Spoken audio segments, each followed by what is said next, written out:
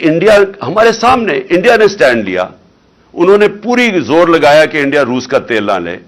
आपके सामने है वो जो इंडियन फॉरेन मिनिस्टर ने कितनी अपने मुल्क के लिए वो खड़ा हुआ, यानी वो अमेरिकन अंडरस्टैंड करते हैं ये चीज।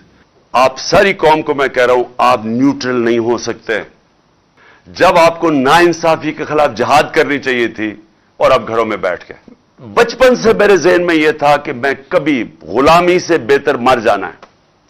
यह गुलामी है, ये जो हो रहा है यहां। तो मैंने कभी किसी को मुझे कभी किसी ने नहीं बताया कि जनाब सारे मुल्क को वेल्थ क्रिएशन, एक्सपोर्ट्स को बढ़ाने के लिए सारे मुल्क को तवज्जो देनी चाहिए। रोज के रोज ऐसे कंटेंट फेंकते हैं, ऐसा कंटेंट फेंकते हैं कि आप मना ही नहीं कर सकते। प्रीमियम कंटेंट है, Amazon प्राइम की मेंबरशिप है पूरी पाकिस्तान की। अब सुनो, आइए देखते हैं, बैठ मजा आएगा। कि हम जब 2018 में आए थे तो हालात तब भी बहुत बुरे थे, और जो सबसे बड़ा मसला हमारे सामने था वो करंट अकाउंट डेफिसिट था, क्योंकि पाकिस्तान फंसता इधर आके है। हमने कभी अपनी एक्सपोर्ट्स के ऊपर जोर नहीं लगाया। हमारे सामने ईस्ट एशियन टाइगर्स बने, चाइना को हमने देखा पिछले 30 साल में आगे बढ़ते हुए। सारों ने बेसिकली वेल्थ क्रिएशन की, एक्सपोर्ट्स बढ़ा के। यहां तो मैंने कभी किसी को मुझे कभी किसी ने नहीं बताया कि जनाब सारे मुल्क को वेल्थ क्रिएशन, एक्सपोर्ट्स को बढ़ाने के लिए सारे मुल्क को तवज्जो देनी चाहिए। मुझसे किसी पाकिस्तानी ने पूछा कि आपको क्या लगता है कि इंडिया का सबसे बड़ा पावर इंडिया का क्या है? तो मैंने बोला आप लोगों का क्या है? तो कहते हैं हमारा तो न्यूक्लियर वेपन्स है। मैंने बोला हमारा एजुकेशन है। हमारे यहाँ न्यूक्लियर वेपन्स के बारे में कोई बात नहीं करता। आप बात नहीं करते, मैं बात नहीं करता, सरकार बात नहीं करती, आम आदमी बात नहीं करता। Nobody cares. हमें पता है न्यूक्लियर वेपन्स हैं, ठीक है, इसमें रोना गाना क्या है?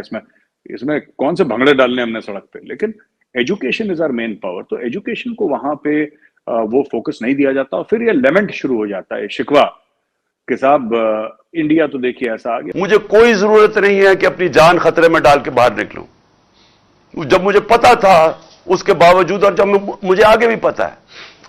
लेकिन ये मैं बचपन से मेरे ज़हन में यह था कि मैं कभी गुलामी से बेहतर मर जाना है। ये गुलामी है, ये जो हो रहा है। मैं अपना FIR नहीं रजिस्टर करवा सका एक्स प्राइम मिनिस्टर। मुझे पता है किसने ये सारी साजिश की थी, मुझे वो तीनों का पता है, इन्होंने मिलकर की थी, लेकिन मैं नहीं कर सका। तो सोच लें कि आप में से कि आप आवाम में आपके पास क्या हकूक है। आपके पास, आपसे अगर ताकतवर जुल्म करता है, आप क्या कर सकते हैं? लेकिन मेरा तो बेसिक सवाल यह था कि पहले हमारी इकॉनमी हमने एक साल स्टेबलाइज करते करते उसको बिल्कुल स्क्वीज कर दिया था। हमारी ग्रोथ रेट बिल्कुल गिर चुकी थी। तो उसके बाद हम कोविड में अगर शट डाउन कर देते अपनी इकॉनमी, तो यहां तो लोगों ने भूखे मर जाना था। और मुझे अभी भी याद है कि अगर हमें सऊदी अरेबिया, UAE और चाइना हेल्प ना करते तो हमारे पास पैसे नहीं थे अपनी लायबिलिटीज देने के लिए।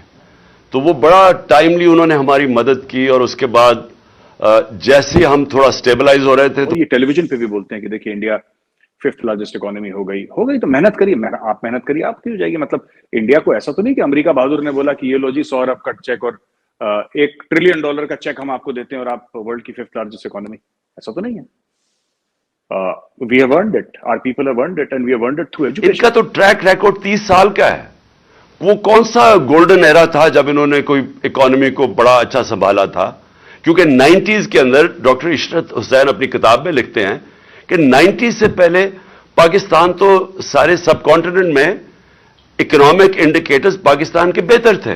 बेचारा आप बताइए, इंडिया ने वो रॉकेट छोड़ दिया, इंडिया ने ये कर दिया, इंडिया को अब सऊदी अरब ने ये बोला है कि इंडिया को वो पुलिस का वो नहीं लेना पड़ेगा सर्टिफिकेट। तो आप चोरियां बंद कर दीजिए, आपको भी नहीं लेना पड़ेगा। ये तो सभी के लिए रूल है, सिर्फ इंडिया के लिए थोड़ा ना था, दुनिया भर के लिए रूल था। इंडियंस ने दिखाया करके, नहीं साहब इंडिया बहुत बड़ा मार्केट है। वो मार्केट नहीं बोल पाते सर, मार्केट है बहुत बड़ा, और इंडिया इतना बड़ा मार्केट है इसलिए। बात मार्केट की नहीं है, बात आपकी कारकर्दगी की, जो आप करते हैं ना, जो दिखता है लोगों को, फिर वो people react like that. Pakistanis are highly emotional people sir, हमें एक बात समझनी पड़ेगी।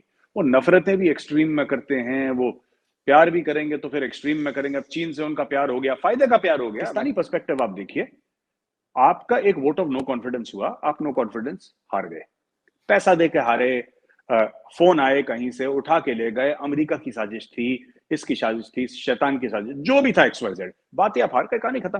بھارت میں ایسا ہو چکا ہے. اٹل جی کی سرکار نہیں گری تھی سر, اٹل جی نے کبھی نہیں بولا, ہاں ایک ووٹ سے اٹل جی کی سرکار گری. اٹل جی نے کیا بولا؟ اٹل جی نے بولا میں جا رہا ہوں راشٹرپتی جی کے پاس اپنا استعفیٰ دینے, کہانی ختم ہو گئی. تیاگ پتر دینے جا رہا ہوں میں, کہانی. And this is a person جس کا ہم کہہ سکتے ہیں کہ گریس دیکھیے اٹل جی کا. یہ گریس ہوتا ہے نا کہ ٹھیک ہے ہم ہار گئے کوئی بات نہیں یار, ڈن, ہم دوبارہ چناؤ لڑیں گے, دیٹس اٹ. آپ کو پاکستانی پالیٹکس میں گریس دکھائی دیتی ہے؟ مجھے تو یہی بات سمجھ میں نہیں آتی کہ بھائی ووٹ آف نو کانفیڈنس کیا ہوتا ہے. It's a constitutional process. Vote of no confidence آپ ہار گئے, دوسری سرکار بنے گی, اب وہ آرمی چیف بنائے, ایئر چیف بنائے, نیوی چیف بنائے, اس کی مرضی. صرف ایک چیز ہے اور وہ الیکشنز کروانا. اور یہ اب سے نہیں, یہ جب سے ہماری گورنمنٹ گئی ہے میں تب سے لگا ہوں کہنے کہ آپ جب تک الیکشن نہیں کروائیں گے اس ملک میں پولیٹیکل سٹیبلٹی نہیں آنے لگی. اور یہ ہمیں کہنا, سارے کہہ رہے ہیں جی کہ یہ جو آپ ساری موومنٹ کر رہے ہیں یا پولیٹیکل ایکٹیویٹی کر رہے ہیں یہ کوئی واپس پاور آنے کے لیے کر رہے ہیں. پاور میں تو ہم نے آنا ہی ہے انشاءاللہ. وہ تو آپ جو حالات یہ گورنمنٹ نے کر دیا ہے, ہمیں تو الیکشن کیمپین کرنے کی بھی ضرورت نہیں ہے. جو اس وقت ملک کا حال ہے اور جو اکانومی کا حال ہے, جو مہنگائی کا حال ہے, اور جو آج بزنس کمیونٹی جو شاید سمجھتی تھی کہ یہ کچھ کر دیں گے, وہ سب کو اب یہ متفق ہے کہ گورنمنٹ تو اب کچھ نہیں کر سکتی. لیکن اور جتنی دیر چلتا جائے گا ہماری پارٹی گین کر رہی ہے, اور وہ واضح ہے, چاہے بائی الیکشنز ہو چاہے اوپینین پولز ہو. لیکن مجھے جو خوف آ رہا ہے کہ یہ پاکستان کو ادھر لے جائیں گے جدھر یہ سب کے ہاتھ سے باہر نکل جائے گا. یعنی یہ اس ادھر نہ پہنچ جائے کہ ہمیں اتنی پیچھے دھکیل دیں کہ جو بھی گورنمنٹ آئے گی اس کے لیے بہت ہی مشکل ہو پھر یہ سچویشن کو کنٹرول کرنا.